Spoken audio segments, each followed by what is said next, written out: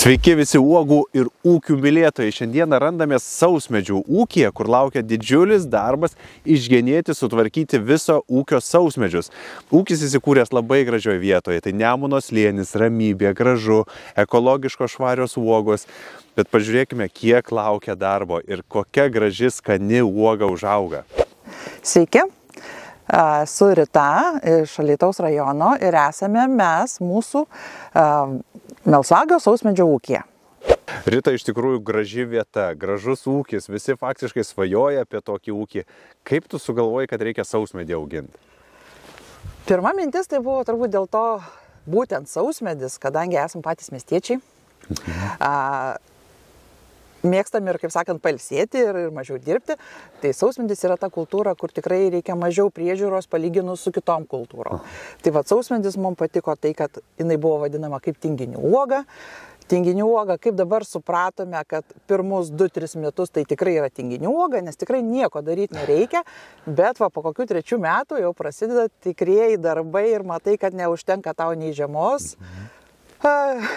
Padarytos darbus visus pavasarinius, nei.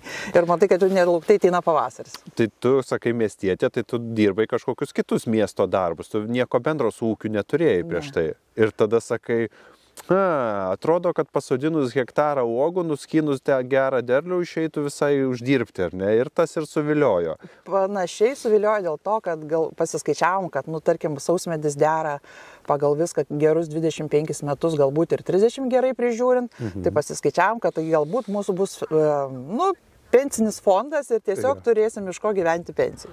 Ne į banką pasidėjai, o į žemę sukišai. Taip, net ir juokavo vieni draugai, jūs sako, kaip buratinai, užkasit pinigus į žemę ir dabar laukia, kol uždygs pinigai.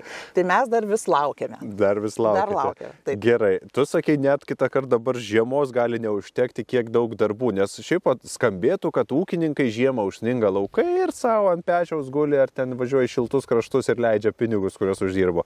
Tai ką tą žiemą reikia čia daryti? Žiema prasideda. Net atsidusai. Nežinau, net nuo ko pradėti. Žiema, be abejo, pagrindinis darbas, kurį būtinai reikia padaryti iki pavasario, tai yra lauko genėjimas. Kai matome, laukas yra pakankamai toks nemažas, užima jau šiai dienai 3 hektarus pilnai.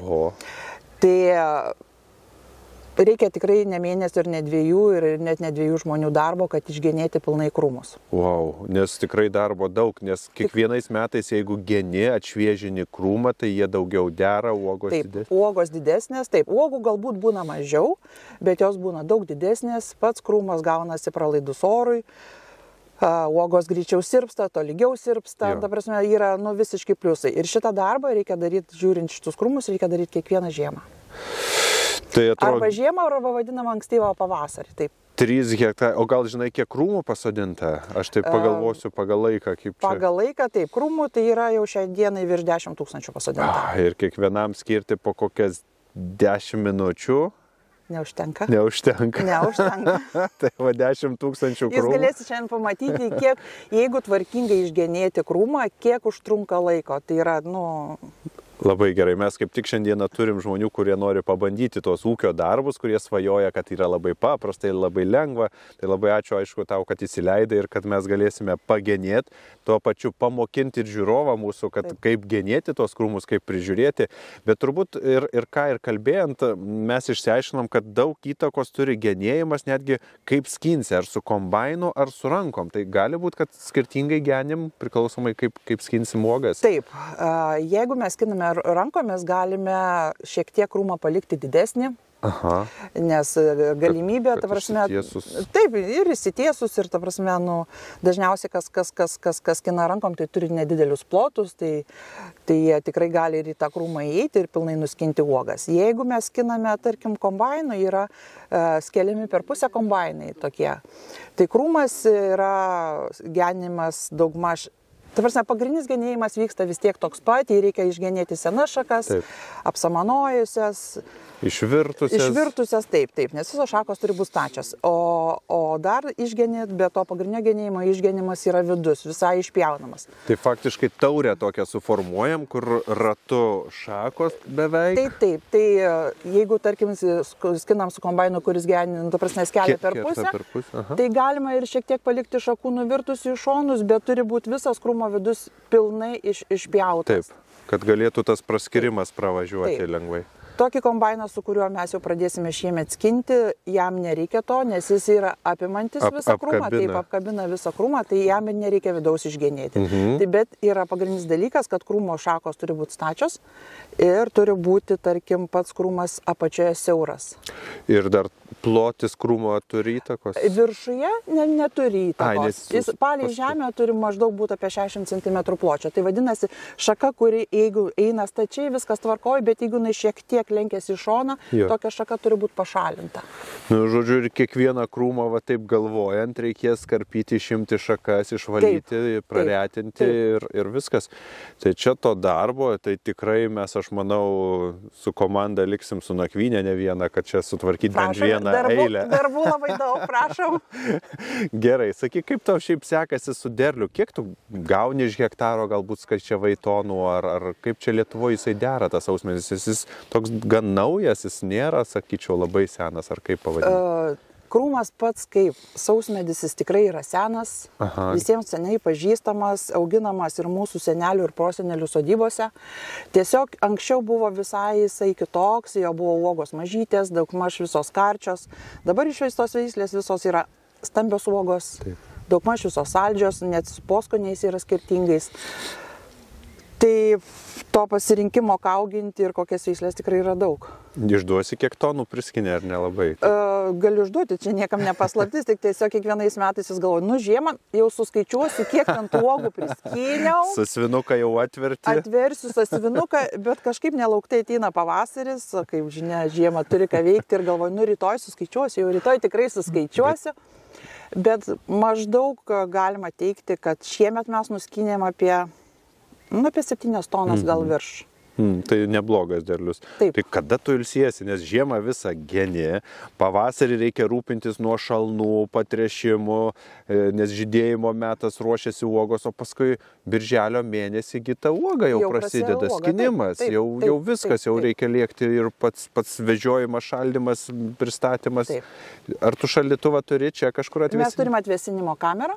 Super. Va, o jeigu jau norim užšaldyti, tai jau tada vežam kitur ir užšaldo. Tai čia tik atvėsinat? Atvėsinimas, taip, ta paruošta prekybai uoga. Iki 8 laipsnių panašiai. Šiaip uoga geriausiai išlaikoma ir kada jinai tikrai užmiega šaldytuve, ta prasme atvėsinimo šaldytuve, ne šaldiklyje, reikia laikyti iki 4 laipsnių. Tai netgi 2,5 iki 4 yra toks optimalus variantas. Ir kai kiti teigia, kad yra rasos taškas, nebūna rasos taška. Nėra? Ne. Nes aš galvojau... Uogas ištraukus iš šaldytuvo jos netampa šlapios. Va, čia labai įdomu, nes kai, tarkim, šilauogę tą pačią netgi ištraukus ir iš karto jinai čiukšta arba braškė, rasos taškas jinai ir paskui pradeda greičiau pūti ir panašiai. Ne, nu tai nereikia, aišku, ta prasme, dažniausiai iš vėsinimo kamerų ištraukiam, tai būna arba čiut negili naktis, kadangi ruošiesi priekybai, tai automatiškai vis tiek yra kraunamos uogos, ar tai automobilį, ar tai spec kažkokį transportą. Tai tos uogos turi tokį atvėsimo, kaip saka, ar atšilimo tarpą, kada jau jos, tarkim, patenka pas pirkėją. Bet tikrai per kiek metų, kiek jau turim tą atvėsinimo kamerą, tokių problemų nebūna.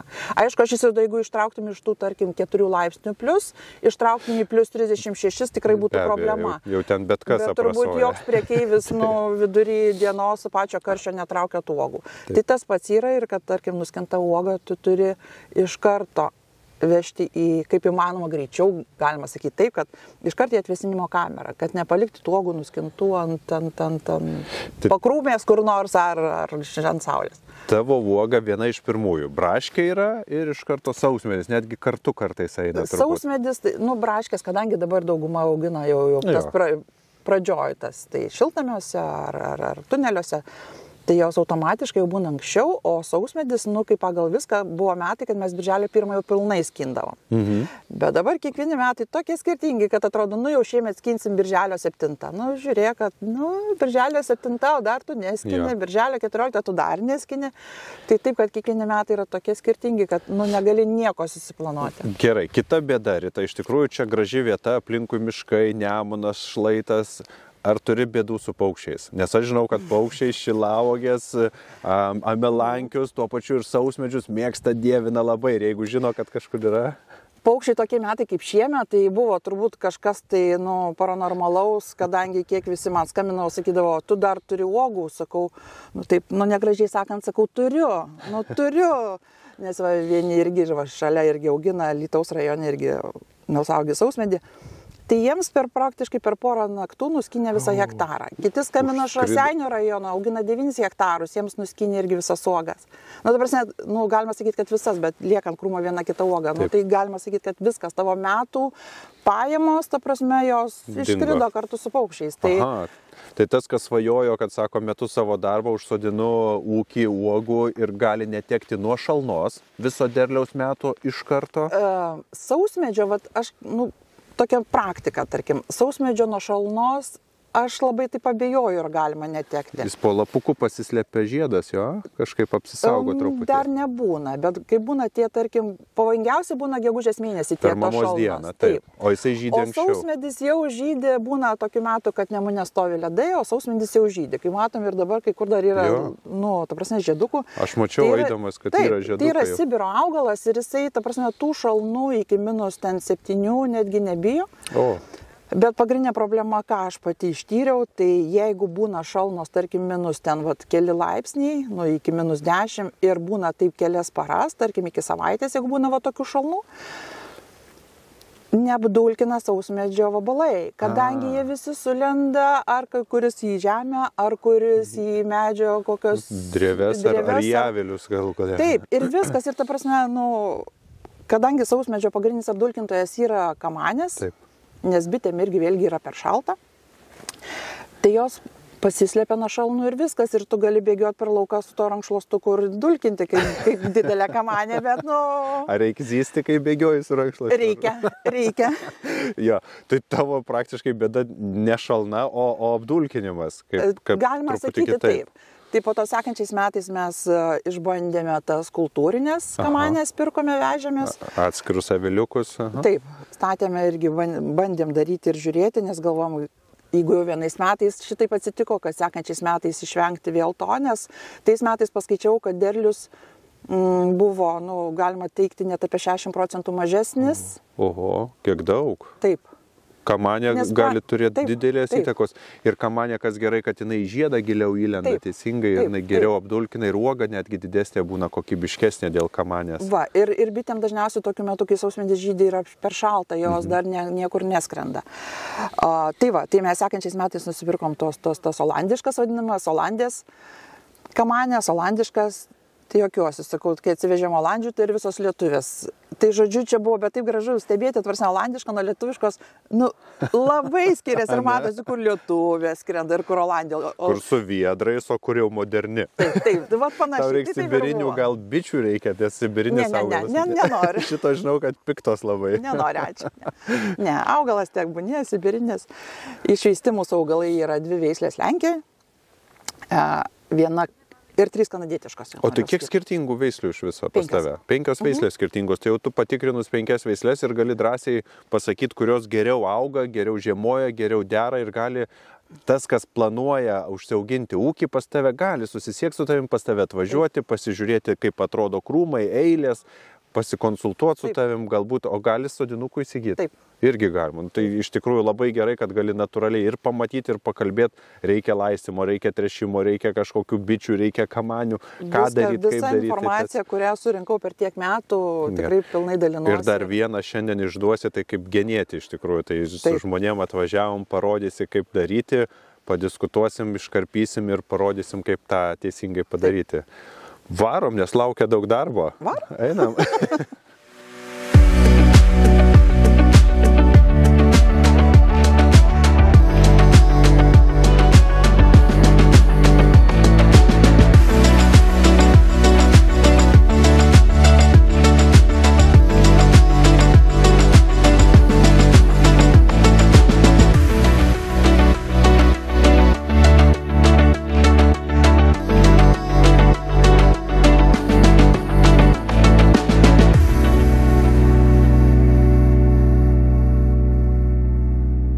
Matai, kaip atrodo? Patvarkyti dar galim, kad... Tai Rita, iš principo formuoji, kad viskas augtų kuo stačiau, kuo stačiau. Taip, turi nuo pačios turi visos šakos būti stačios. Aišku, čia yra visai kita veislė, čia yra kanadietiška Aurora. Jinai jos iš principo forma kitokio krūmo, bet visos šakos nuo pačios turi būti stačios. Tai kaip sako, reikia treniruoti krūmus nuo pat pirmos dienos. Taip. Pasodinai į žemę ir pradedi treniruoti. Taip, tai pirma treniruotė parodysiu, kaip atrodo pasodinus krūmą, kaip jį reikia nugenėti. Gerai. Po to sekančius, gerus 2-3 metus tikrai krūmui nieko nereikia daryti. O tada jau stebėti, kad tarkim, jeigu galim parodyti čia visas tokias šakas ir matosi, kuri, pavyzdžiui, yra naujos šakos tiesios, visas tokias šakas kreivas, netinkamas jas reikia išimti ir taip krūmą atnaujinti. Tai va čia 3-4 metais tokius darbus padaryti. O tiesiog ir negailint reikia iškirpti iš pačios apačios. Galiu šitaip sakyti? Taip, taip. Gražus iš karto. Iš karto pasidaro tiesus krūmas, taip. Visi gražiai į viršų, švieži, nauji ir visus šitaip Taip. Netgi tokią galima sakyti nuderėjusią pernai, kuri derėjo šaka, Taip. ją išimam. Visiškai pilnai išimam ir atnaujinam krūmą. Šitiems krūmams jau yra 3 metai žemėje.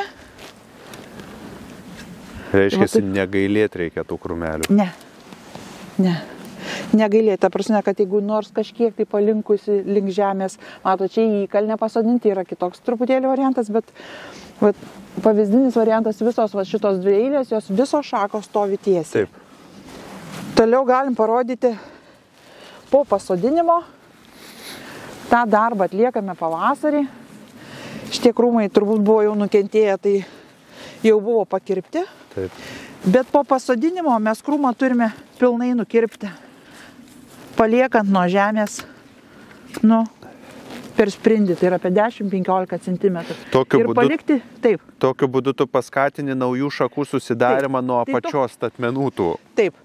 Tai toks darbas yra daromas vieną kartą po pasodinimo ir daugiau tokių kardinalių, kai kiti sako, tai reikia kiekvienais metais, sakau, tai jeigu jūs kiekvienais metais tai darysi, tai ką turėsit? Žinai, visiems labai gaila, dėl to, kad nusiperki vazonėlį, įsodini ir gaila skinti, bet iš tikrųjų tie, kas nusiperkat vazonėlį, įsodinot, iškart faktiškai nukerpat ir leidžiat naujam ūgliam susidaryti, užaugti.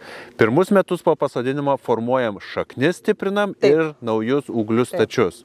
Tokį darbą darome, jeigu pasisodinom, tarkim, kadangi dauguma sodinukai auginami yra vazonėliuose, jeigu pasodinom ar pavasarį, ar vasarą, aš patariu, ar rudenį sodinant, tokį darbą, tokį griežtą nugenėjimą daryti pavasarį, kai jau, ta prasme, planuoja, kad nebebus šalnų didelių ir tų sniegų. Rudenį aš tokio darbo nedarau, nes sausmedis turi tokią tendenciją, jeigu jį nugenė, jis iš karto gauna impulsą iš karto pabusti. Ir jeigu, tarkim, ta žiema tokia būna, kad šilta, šalta, pliusas, minusas, jisai bunda ir jis pradeda sprogti. To pakanka. Tai užtat aš darau tokius darbus, darau apie kovo, tarkim, balandžio mėnesį. Tų mažų augalų taip. Jo. O Rita, tu tokį didelį gražų ūkį turi, sakyk, kažkokią paramą naudojasi, ėmėjai ar viskas iš savų? Taip, mes esam 2 kartus gavę paramą. Tai pirmoji parama buvo smulkių ūkių parama. Tai iš tos paramos įsigijome žoliapjovės traktoriuką, įsigijom traktoriuką darbams, įsigijom mulčerį. Ir turbūt pagrindinis dalykas iš tos paramos, ko labai reikėjo, tai buvo atvėsinimo ta pati kamera, apie kurią aš nekėjau. Tai super. Šitos dalykus įsigijome iš pirmos paramos, o šiais metais gavom bendradarbiavimo. Smulkių ūkių bendradarbiavimo parama. Tai su kitų ūkiu irgi, kuris augina tokias pačias uogas, įsigijom skinimo kombainą. O, tai jau viskas jau. Tas kombainas pirmasis Lietuvoje ir vienintelis ir jis, tikrai superinis daiktas. Sveikinu, iš tikrųjų, tai tikrai aš manau, kad pagreities nuskinimas ir uogas daugiau surinksite, daugiau nuskinsite, greičiau visą tai atliksite. Taip, nes šiai dienai yra labai didelė problema, turbūt kaip ir bet kokias uogas auginant yra darbo jėga, skinimas ir nes pirmus 2 metus tai būna, kai aš sakau, pradedi auginti turbūt bet kokias uogas visiems giminėm, draugams, yra be galo įdomu, visi važiuoja. O paskui greit nusibosti, ne? O po to 3-4 metai skambinti, atvažiuos skintis. Tai gal tu važiuosi ir gali atvežti, aš geriau nusipirksiu. Tai va tas įdomumas, kai aš sakau, lieki 3-4 metais lieki ūkyje vienas. Taip. Ir tada galvoju, o ką dabar daryti. Tai va prisigalvoju tada. O sausmedžio skinimas, skinėjų kiek už kilogramą mokat? Ar... Moku 2 eurus už kilogramą. Tai yra gan daug, tai iš tikrųjų, jeigu sausmedžio kilogramas kainuoja, nežinau, 10 eurų ar kiek ten panašiai. Nuo 8 iki 15, iki 16. Tai jau 2 reikia atmesti iš karto skinėjui, paskui atmesti dėžutį, atmesti transportui, atmesti laistymui, atmesti tam pačiam genėjimui, atlyginimui ir panašiai. Tai turi uždirbti pakankamai daug priskinti. Nu, tikrai nėra pats lengviausias. Bet kiek žinau, ta uoga yra labai labai sveika. Taip, sveika ir tikimės, kad jinai dar populiarės ir tikrai ateitis jos, kaip sakant, dar ateityje. Aš galvočiau, pats kiekvieną sodyboje, kieme, sode turėtų augti bent po kelis sausmedžius. Iš tikrųjų, tai yra pirma uoga, kur ir vaikam tinkanti, draugiška, tai iš tikrųjų pasiskyniai, valgiai ir susidėliojai. Uogas aplamai susidėliot gali taip, kad nuo... Faktiškai, nuo birželio 1 iki spalio mėnesio gali turėti kieme uogų. Ir tuos uogynus labai gražu integruoti tarp gėlių ir turėti gėlynę uogas ir valgyti ir džiaugtis tuo pačiu. Jau gražiai žydi, gražiai lapukas atrodo ir dar randi tą uogytę. Aš kai sakau pavasarį, tai man jie tokie būna skanus krūmai vaikšto ir sakau, skanus tas krūmas, jis toksai žalias. Kadangi mes aplink miškų ir būna tom panašiu metu ir akacijos pradeda žydėti, tai jos turbūt nugožia. Tai tokio labai, kad žiedų kvapą, negaliu pasakyti, kad aš užuodžiu. Ne ievos, žodžiu. Ne, ievos žydinė. Kad iš karto įeini ir iš karto kvepia viskas. Jo, nėra to tokio kvapo. Bet uogos pačios, pavyzdžiui, atrodo uogų kvapas, jisai... Šyva nesuos, aišku, turi kiekviena uoga, aišku, intensyvų turi, žemogė, braškė ir taip toliau. Kitos uogos neturi tokio intensyvaus kvapo. Sausmedis, jisai nelabai, bet, va, tarkim, jeigu jį uždarai į uždarą patalpą kažkokią tai ir būna didesnis kiekis, tai kai atidarai, toks būna šokolado kvapas. Oho, netgi toks. Ir aš kažkaip pirmą kartą nuvežiau vienam žmogui, sako, atidariau, sako, čia kaip šokolado kvepia, sakau, ale rimtai, tai va. Labai smagu, iš tikrųjų. Gal gali patarti, kokie tavo veislė yra iš tų, ką tu augini skaniausia, vaikam ar saldžiausia kažkokiai? 2 pirmosios lenkiškos veislės, kurias užsisodinom, tai jos yra viena tikrai yra labai saldi. Jinai pagal savo cukraus kiekį vadinama Briksus. Jinai yra nedaugiau turinti už Šilauogės. Jinai yra tikrai saldi uoga. Kita veislė, Vojtekas, jinai yra saldžiarūgštė, bet jinai tinkama, ta prasme, valgymui jinai irgi tikrai skani, jinai šaldyta labai superinio skonio yra. Tai sako labai gerai, kada uoga turi ir rūgštelę, ir saldumą, tada jinai atitinka visus tos skonius ir kiekvienas ją... Man va, saldžiarūgštė net ir yra skanesnė, nes jinai turi tokį savitą skonį, tikrai jinai neturi kartumo.